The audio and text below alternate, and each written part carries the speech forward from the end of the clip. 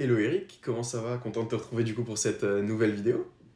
Ça va très bien, content de continuer cette série et puis de partager des nouveaux angles et des nouvelles parties de ce projet que nous avons déjà présenté. Donc très content d'être ici et puis très excité de partager toutes ces nouvelles informations avec nos auditeurs.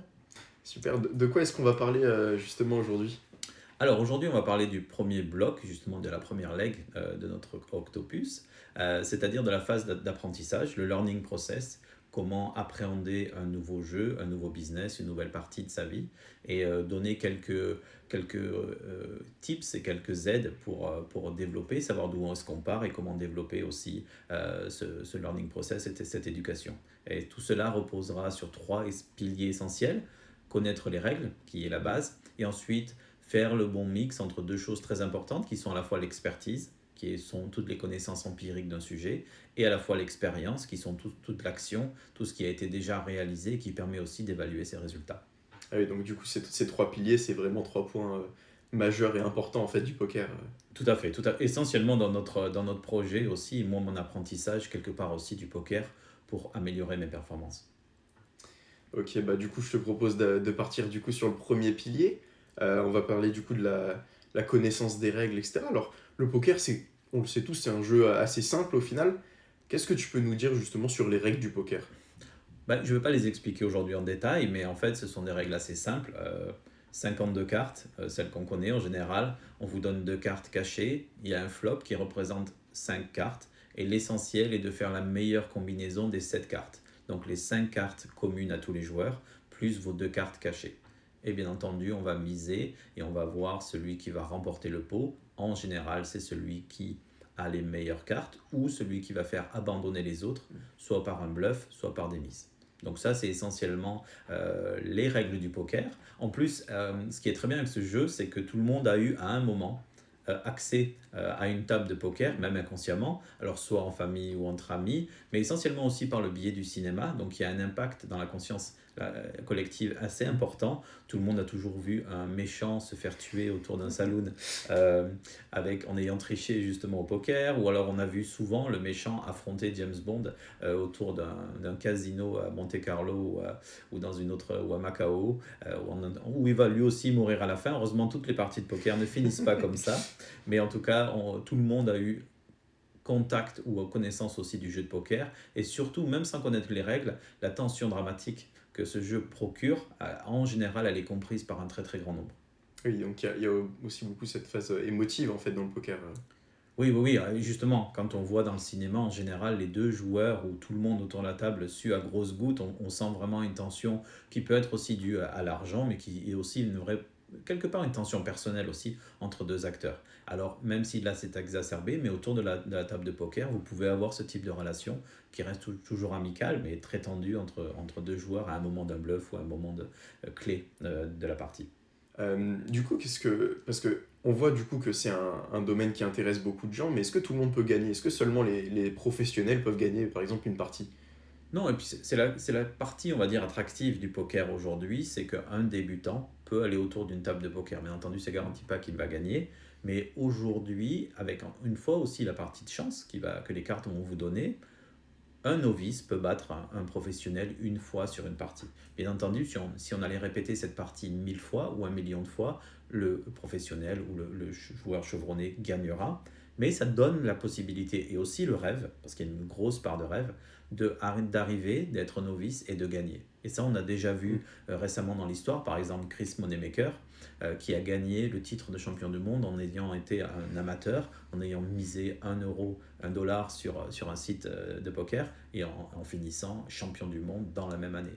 Donc là, bien entendu, c'est un rêve aussi marketing pour toutes ces plateformes, mais c'est la réalité aussi du poker de temps en temps. C'est pas la majorité, mais c'est une des réalités. La chance du débutant existe au poker dans la mesure où, comme vous n'avez pas les codes, bien souvent, vous êtes presque plus difficile à lire qu'un joueur chevronné. Tous les joueurs chevronnés ont les mêmes codes, ont les mêmes. Donc, c'est presque plus facile de jouer contre un joueur pro que contre un joueur novice, en tout cas pour les lectures on va dire, de la première heure de jeu.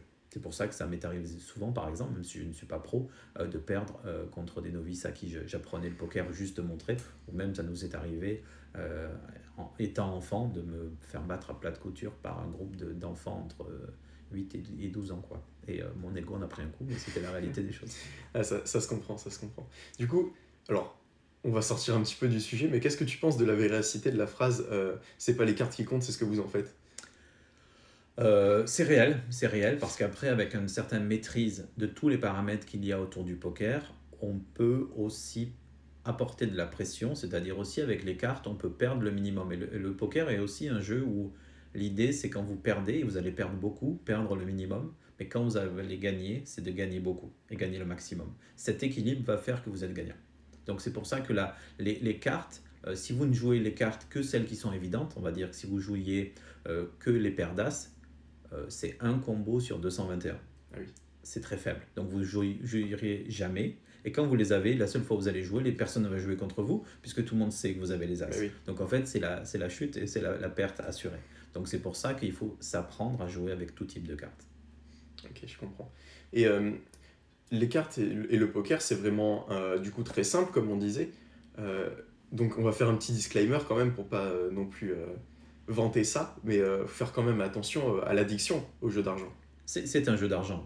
Et c'est aussi, je pense que c'est une des parties pourquoi ce jeu est si dramatique. Pour aussi, c'est rarement que dans un James Bond, il y ait des cacahuètes autour du méchant. Et voilà, ils ne vont pas mettre des cacahuètes ou d'autres ou des jetons. De l'argent amène cette tension dramatique. Mais bien entendu, la partie gambling, la partie addiction est très très présente. Et c'est aussi ce qu'on veut aujourd'hui dénoncer aussi dans cette il faut faire extrêmement attention. On va donner des pistes aussi pour pas tomber là-dedans, mais il faut se dire que notre cerveau a une capacité à se rappeler des victoires et à oublier les défaites.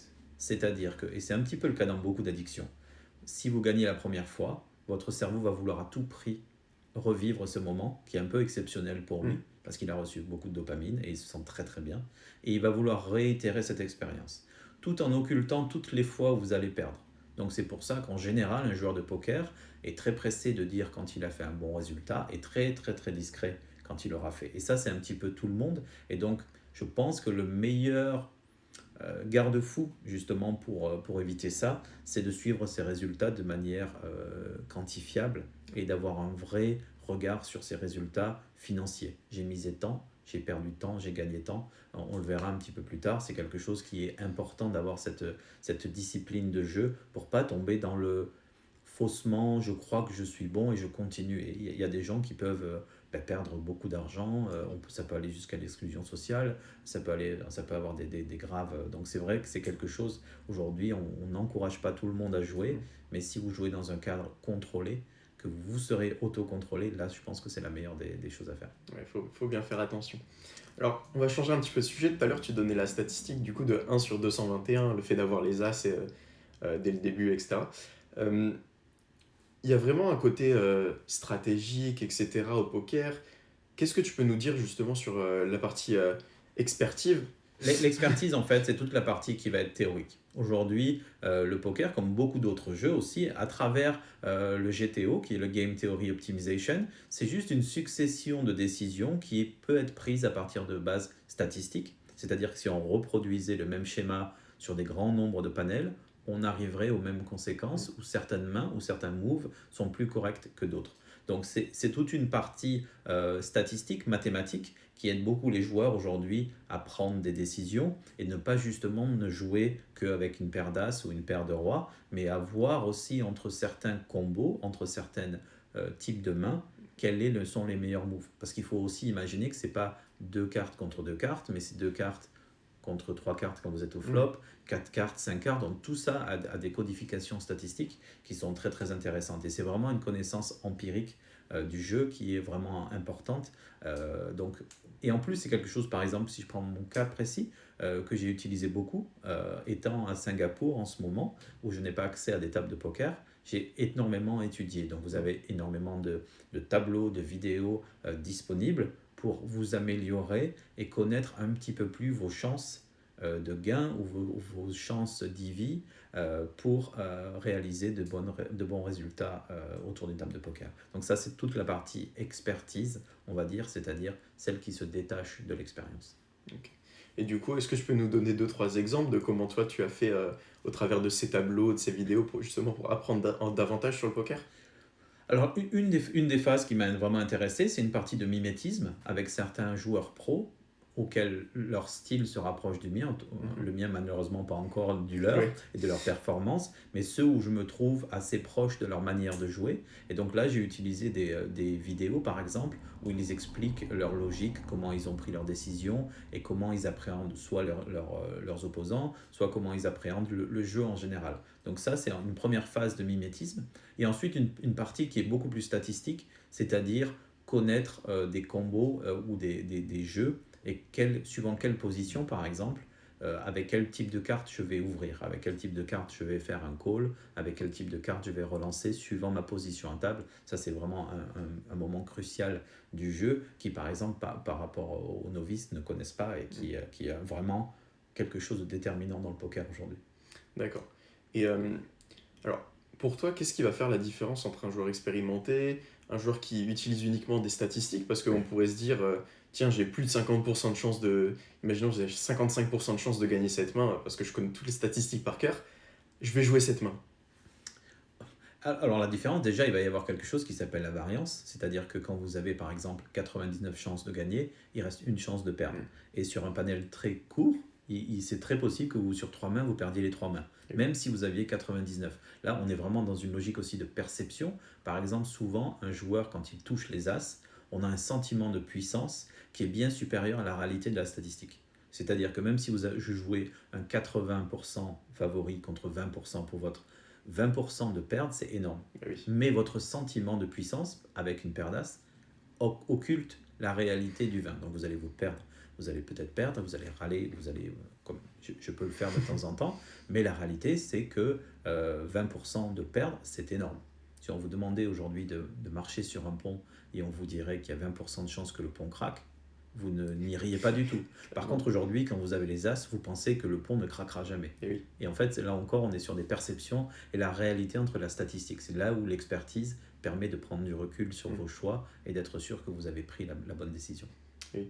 Et en fait, c'est vraiment le fait de jouer davantage, l'expérience en fait autour d'une table qui va vous permettre de réaliser que ces 20% existent.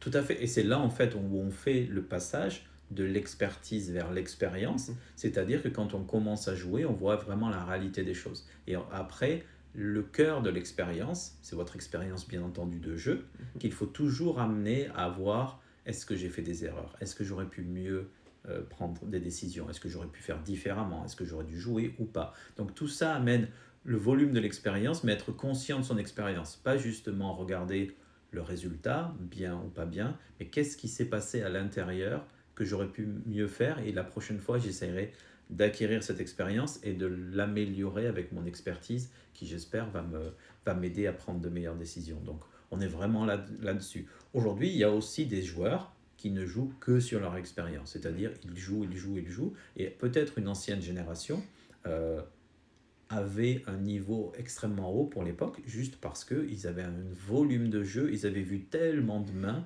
qu'ils avaient fait de manière sûrement inconsciente leur propre schéma de jeu et leurs propres statistiques. Donc aussi, tous les joueurs ne sont pas obsédés, on va dire, par ces statistiques ou la connaissance de ces statistiques. Mais aujourd'hui, il y a deux mondes aussi qui s'affrontent, et je voudrais vite parler de ça. C'est le monde du online et le monde du live. Et aujourd'hui, on a un monde du online où il y a beaucoup plus d'outils. Il y a des trackers, par exemple, qui vous permettent d'évaluer votre résultat en termes statistiques et d'évaluer les moves de vos adversaires en termes statistiques. Donc ça relie de manière statistique tout le jeu. Et donc ça amène une nouvelle génération à être extrêmement pointue, extrêmement fort qui rencontre une génération, on va dire, de live, qui eux ne font que sur le feeling des gens, apprendre énormément la lecture du joueur, la lecture des moves. Et donc ces deux aujourd'hui mondes collapsent, qui donne une richesse incroyable, justement, de nouvelles et d'anciennes générations, qui amènent à s'affronter. Et ce qui est rigolo, c'est que quelquefois, c'est la génération du online, et quelquefois, c'est la génération du live. Mais tout ça, en fait, les meilleurs joueurs du monde aujourd'hui pratique les deux formes de poker qui sont le online et le tournoi par exemple ou le cash game en live. Ça pour sûr. Donc là, on va presque toucher à quelque chose qui est le mix entre l'expertise et l'expérience. Alors, tout ça, ça s'applique, du coup, on en parle au poker, mais on peut aussi le voir sur la vie de tous les jours, en fait. Si si on regarde par exemple le point du business, parce que c'est là aussi où on veut arriver, clairement, une entreprise de taille raisonnable doit se doter des deux. On ne peut pas aujourd'hui, c'est vrai qu'on a beaucoup le rêve de la start-up, de jeunes gens qui auraient une super idée, qui vont devenir milliardaires et qui vont créer des licornes. Alors c'est arrivé dans le passé, mais ce n'est pas la majorité. Ou alors je ne crois pas non plus à des entreprises qui stagnent avec les mêmes personnes depuis 30 ans, qui prennent les mêmes décisions et qui arrivent à surfer sur toutes les nouveautés. Je pense vraiment qu'il faut aller vers un équilibre à la fois de l'expertise et à la fois de l'expérience. C'est ce que j'ai pu aussi voir dans ma propre expérience, où bien souvent une table de décision économique que fait d'experts ou que fait d'expérience donne rarement des bons résultats. On peut le voir par exemple quand des gouvernements prennent des décisions faites par seulement des experts. Ce n'est pas forcément des choses qui sont applicables, tout comme on ne pourrait pas donner la réalité et toutes les lois à la rue parce qu'elle n'a pas tous les paramètres pour prendre ces décisions. Moi, en tant qu'étudiant, du coup, j'ai déjà cherché des emplois, etc. C'est parfois difficile parce que du coup, j'ai que cette partie expertise et j'ai très peu d'expérience. Enfin, je vais avoir 20 ans, là, c'est très difficile déjà pour moi d'avoir de l'expérience. Est-ce que tu penses que les entreprises devraient prendre davantage d'étudiants justement pour les former et qu'ils aient davantage d'expérience ou pas nécessairement? Définitivement oui. Au-delà de la responsabilité sociale, d'aider aussi nos jeunes à rentrer dans la vie active, je pense qu'il y a une partie pragmatique aussi pour une entreprise d'avoir ce mix entre l'expertise et l'expérience. Aujourd'hui, quand vous avez des équipes qui sont bien en place, il y a des nouveaux sujets qui arrivent économiques. Et si vous voulez être fort là-dessus, il faut prendre aussi de la valeur et de la connaissance qui sort des écoles. Et c'est vraiment là, en fait, où ça va faire la différence. C'est pour ça que je ne parle pas de prendre des jeunes pour faire des cafés. Je parle des jeunes qui vont apporter de nouvelles idées, quelquefois peut-être des idées naïves, quelquefois, mais c'est ça qui va faire progresser votre organisation, votre entreprise. Et c'est ça qui va un peu bouleverser vos habitudes. Et il faut aussi avoir l'humilité en tant que personne expérimentée de se faire critiquer ou de se faire... oui, c'est un vrai progrès que va amener cette jeunesse avec ses défauts et avec ses qualités. Tout comme quand vous avez une équipe que de personnes expérimentées, vous avez une très grande richesse de choses qu'ils ont vues, mais quelquefois vous pouvez avoir aussi une stagnation des nouveaux process, de nouvelles méthodes, de nouvelles manières d'être performant. D'accord, bah, en tout cas, merci Eric pour avoir traité ce sujet avec moi. Ce fut très intéressant et puis j'espère que les auditeurs aussi auront bien aimé ce sujet. Tout à fait, on essaye d'être concret, d'avoir un peu plus d'exemples, et puis là, ce sera notre première ligne, donc il nous en reste plein d'autres. Mais en tout cas, merci Lorenzo, et puis à bientôt. Merci à toi.